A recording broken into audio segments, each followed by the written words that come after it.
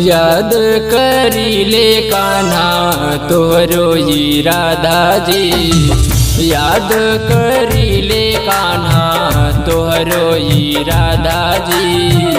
तोहरा बिना तो मन बोल बाया धाजी, तोहरा बिना तो मन भइल बाया धाजी, तोहरा बिना तो मन।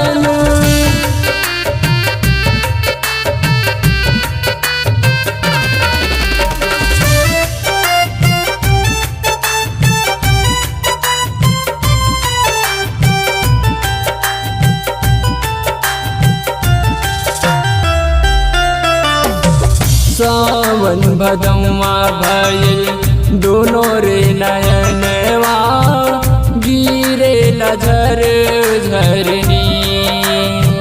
केतना बताई का दिलवा पे बीतेला, भइल बिना जान के सही।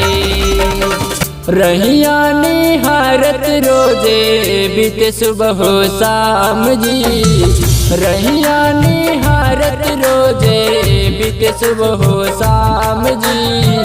तोहरा बिना तो मन भइल हैरान जी, तोहरा बिना तो मन भइल हैरान जी, तोहरा बिना तो मन।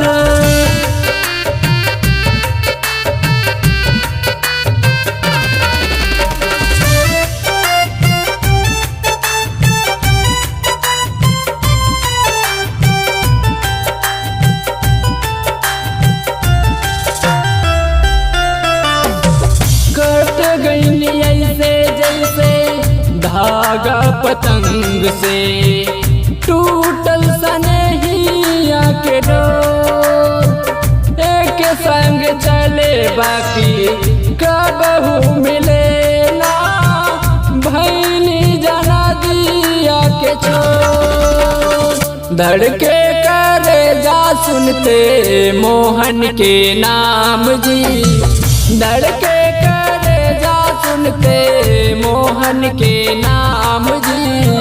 तोहरा बिना तो मन भइल